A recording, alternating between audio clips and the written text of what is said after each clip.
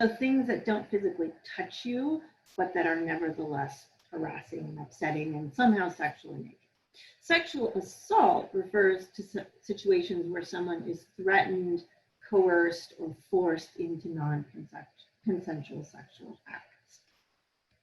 So for the project that we're reporting on today, our goal was to examine to what extent do San Jose State students experience sexual harassment and assault, and how does that influence them? How do they respond? So for example, have they experienced it? Does concern about harassment influence if and how they use public transit?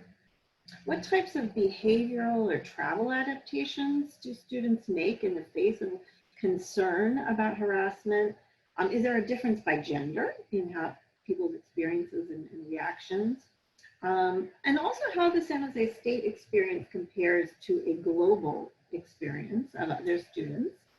And then finally, what are some strategies that hold promise to combat sexual harassment in the public transit journey? So for the San Jose State specific piece of this project, we did an online survey of 891 randomly selected San Jose State students. And the questionnaire asked quite detailed questions, excuse me, about their experience or not with sexual harassment in sort of all the different stages of a transit journey, from accessing the stop to on board and waiting at the transit bus stop or train station. And the questions we asked were very similar, and in most cases identical, to questions asked from students around the world. And I'm going to turn it in a moment to Anastasia to talk a little bit about the global study which she has been leading. But within San Jose State, just quick context, we're a public university in the Bay Area in California. We have about 33,000 students, and we are located in a city of 1 million very diverse residents. And although San Jose as a whole does not have really wonderful transit service, the university itself is actually quite well served by multiple bus lines and rail lines. So many of our students do use public transit. Of the people who responded to our survey, they were very sort of roughly quite representative of our student population, about half women, 10% or so identified as LGBTQI. We have roughly 26% are Latino, 59% are Asian American, etc. And our students, for the most part, are between 18 and 29, although certainly there were some older. Finally, of our survey respondents, 61% said that they had used bus or rail. So when we present statistics about the experience of bus riders, for example, we're referring to those students who told us that they do use the bus. So Anastasia, why don't you talk about the global? Yes, hello everyone, and thank you for being here. So this study in San Jose is part of a global study, if you like, of 18 cities in 6 continents. And this map shows where these cities are located. They all focused on college students. This study was co-directed by a colleague from Sweden, a criminologist, Vanya Sekato, and myself, where we put together this survey, 50 question survey, and we collaborated with researchers in all these cities. And we really wanted to focus on college students for 3 reasons, I would say. One is that they belong to an age group, usually 18 to 29, that we know from the literature is mostly affected by sexual harassment in public spaces.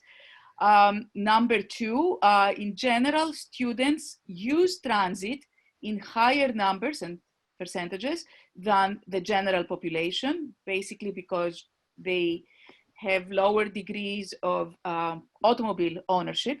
And third, because it was quite easier to distribute the survey to students through the respective universities.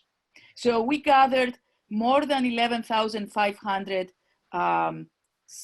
completed surveys, and the results and all the study will appear as a book that will come out this June by Routledge. Thank you. So we'll come back a little bit again to the global experience and how San Jose State compares, but right now I'm going to go through just some of our local findings.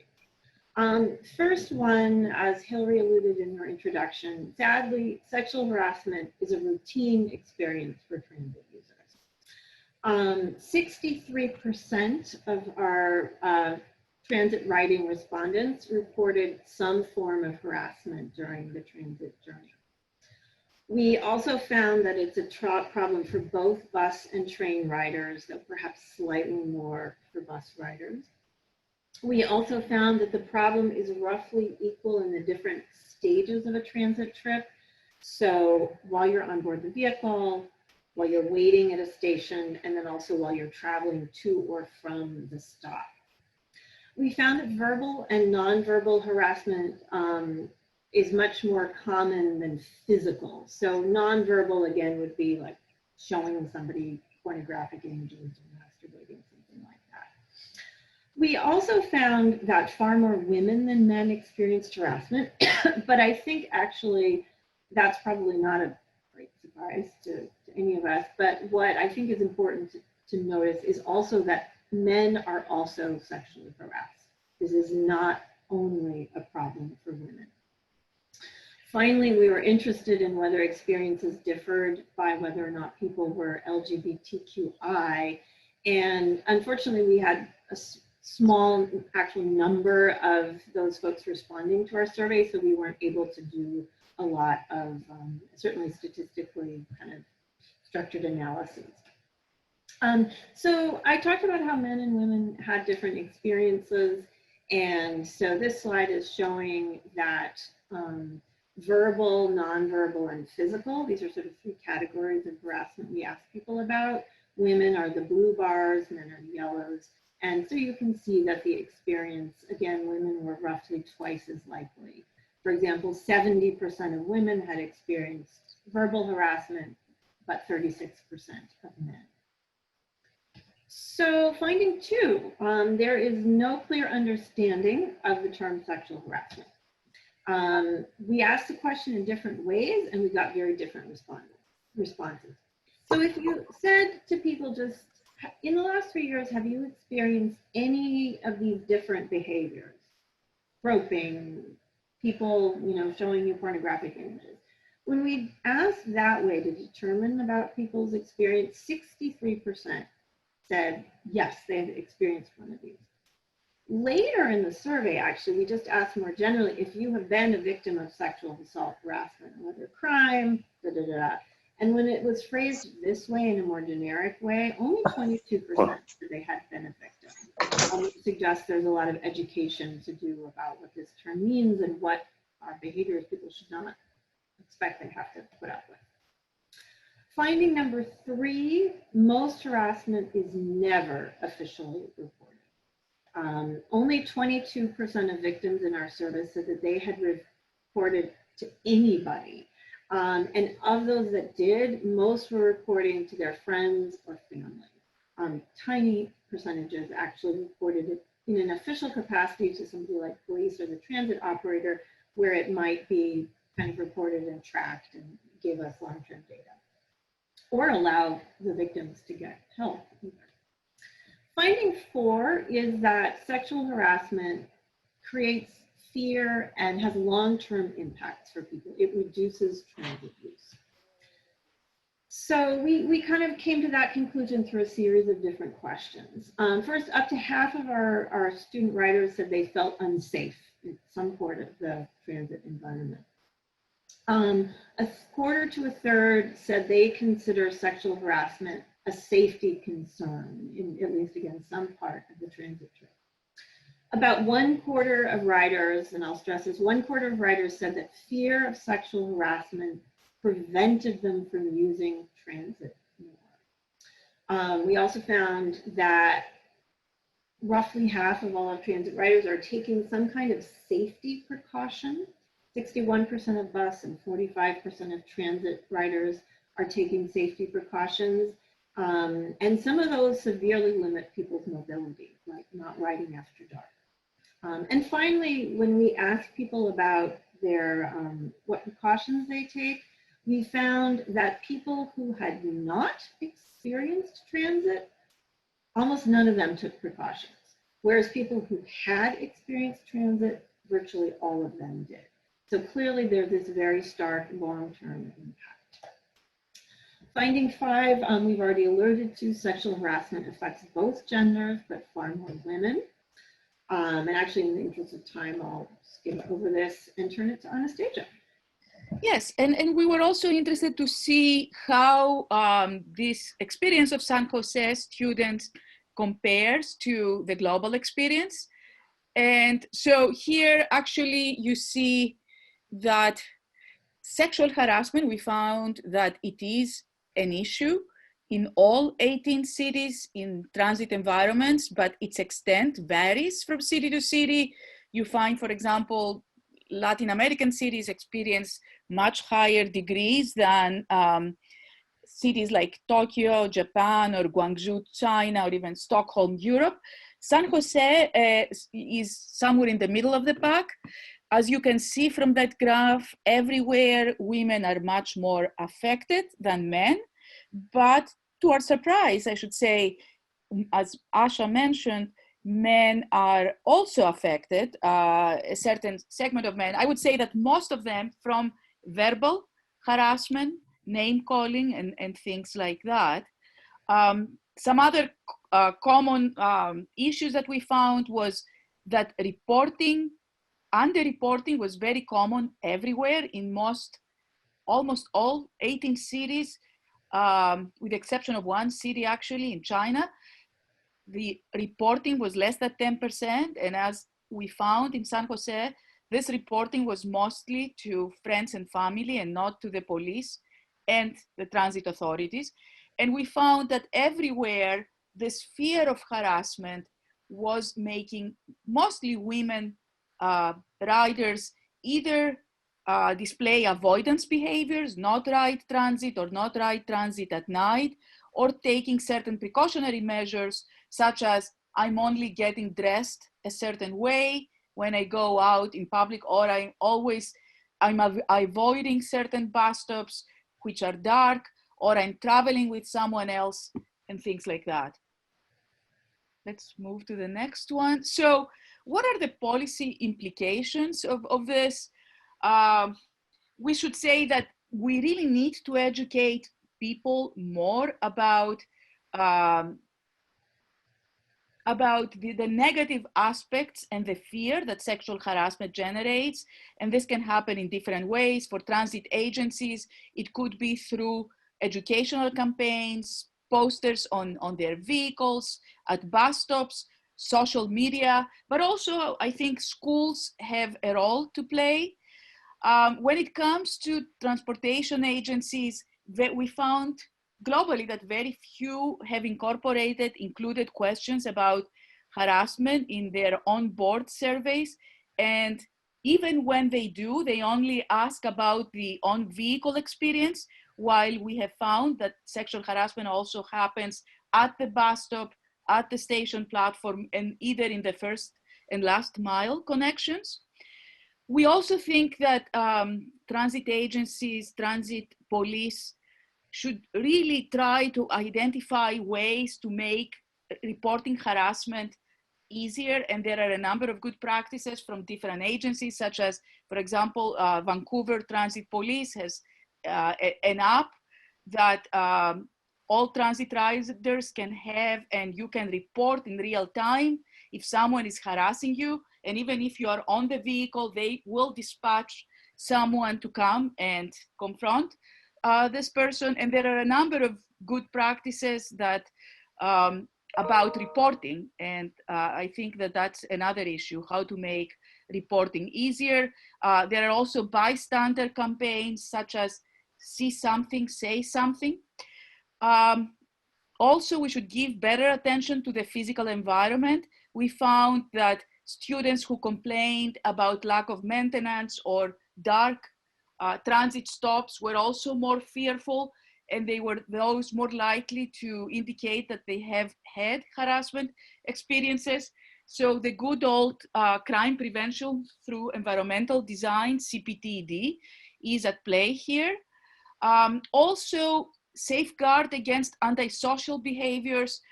Some of the case studies that really ran, including San Jose regression models, found that where students were complaining that there were a lot of people under the influence of alcohol, they were also finding more sexual harassment behavior. And last but not least, I think we really need to know more about industry best practices and have this knowledge sharing among the transportation industry. And so that pretty much wraps up sort of our official presentation. You'll get these slides later with our co-authors' names and also some links. Oops, I realize we'll have to add the URL to our slides before they get sent out. But also there's a citation to the book that Anastasia referred to, which will be coming out in June. And the whole report, the MTI report, will be online as every MTI report and free to download. Great. So thank you so much, Anastasia and Asha and your colleagues who worked on this report. I actually just sent the URLs through the chat system, so in case anyone wants to access it immediately. But of course, as our researchers noted, this will be sent out along with the recording to everyone who registered. We had some questions that were submitted when people registered. And of course, if anyone has any additional questions, feel free to submit them through chat. But I thought I'd start. There's a multi-part question, and it kind of looks at kind of a trajectory, and it starts with kind of what, if any, aspects of riding and using public transit makes harassment more likely. Questions about being in a contained environment, that kind of thing.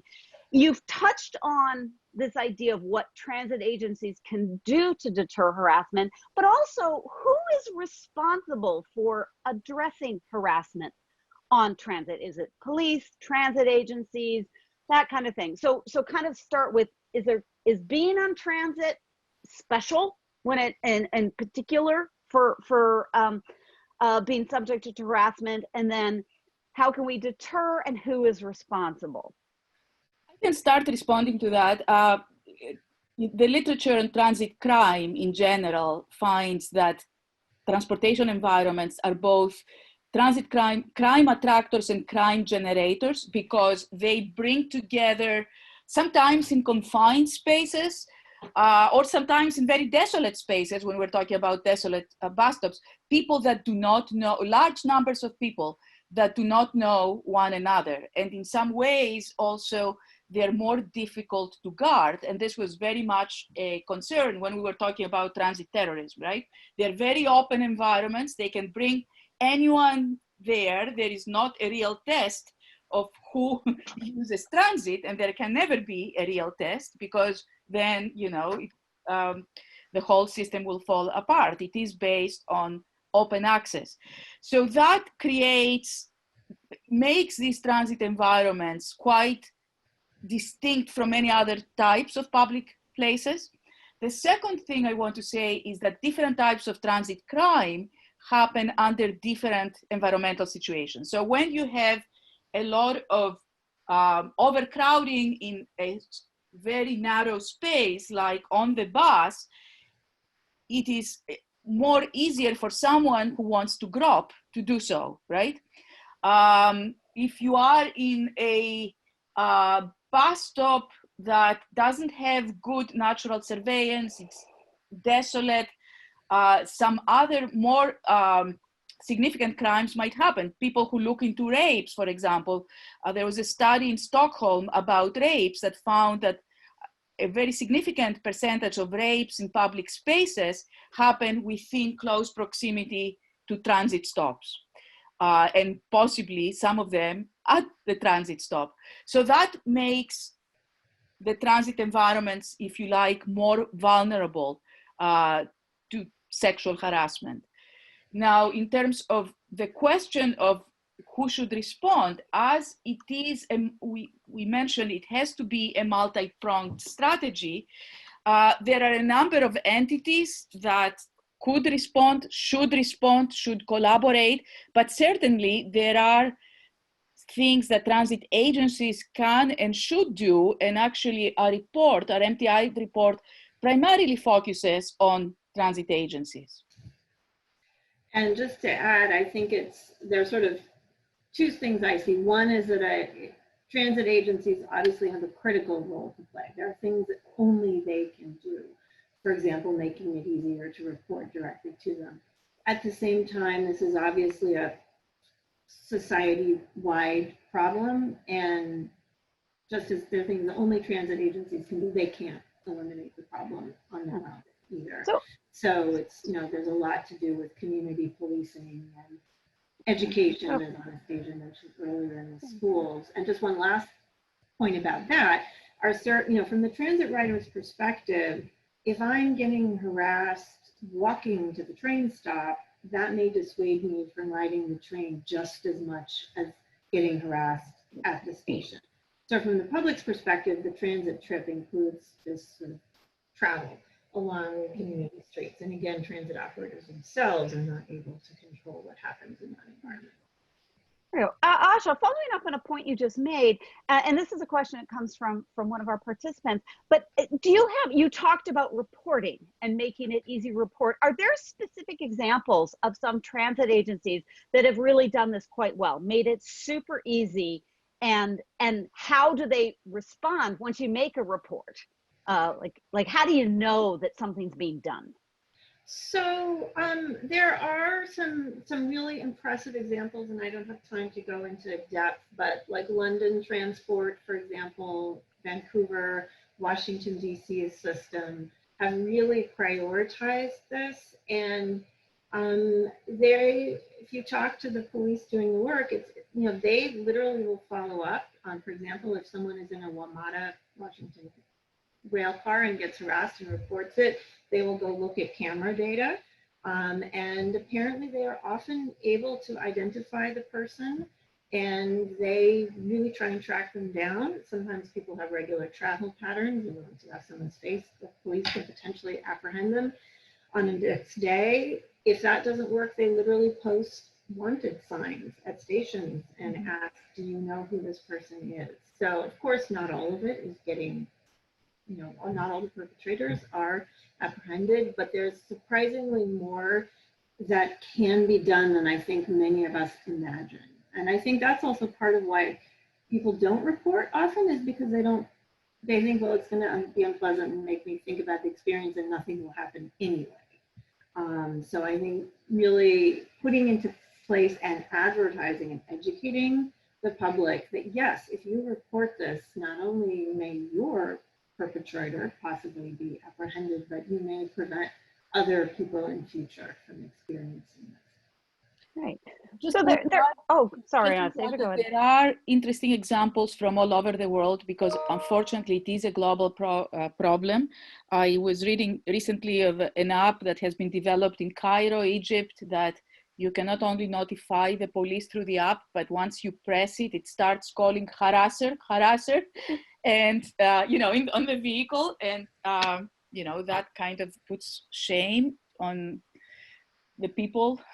So there are a number of interesting ways that's what, our last suggestion is, to really look into other industry best practices. Maybe we need more systematic research into those and dissemination of this information.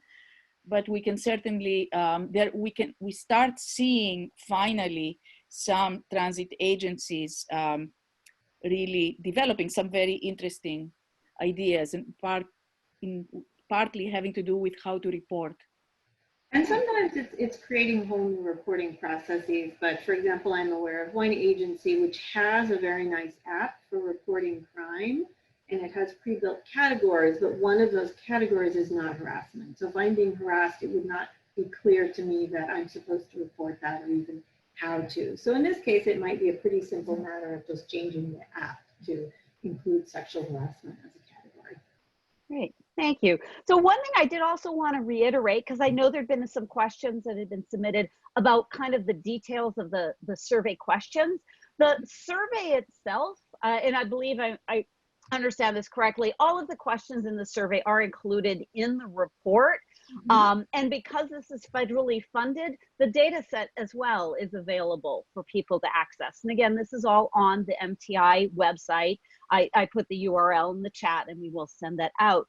There was another question submitted that asked about the experiences of the students, but are there prevalent locations or times when the sexual harassment occurs? Is it more prevalent at night? Is it standing at the stops, riding on the vehicles, walking toward, or like the trip between your home and the transit stop, that kind of thing? But were there any trends there? Just to remind you, something that I mentioned very briefly, and that applies to transit crime in general and harassment on transit in particular, that different types of crimes and behaviors happen more under different environmental conditions. So you would expect groping to happen more on the vehicle, the transit vehicle. You would expect stalking to happen more on your way to the bus stop. You would expect name calling to happen more outside the vehicle, because on the vehicle there are other people that are watching. So different types of harassment behaviors require different environmental conditions. Thank you. But I will say, and our survey didn't specifically ask people, for example, what time at night or day, but we did ask separately about harassment in those 3 transit stages: on the vehicle, at the stop, walking to and from. And well, there were some differences. To me, the overall takeaway was it's a problem in all 3 parts of the transit journey that we need to look comprehensively. Because again, as a rider, even if the bus itself is beautifully safe, if I don't feel safe getting to the bus stop, I'm likely may not use the bus. All right. Well, thank you so much for that. And to all of our participants, thank you. We just hit our 10:30 mark. So I encourage you to check out the report, to take a look at the full book when it is published. And I certainly know that our authors are available if you have any questions to reach out to them directly. I certainly wish you all a great rest of your day. I hope you stay safe and healthy. And thank you for your time, everyone. Have a great day.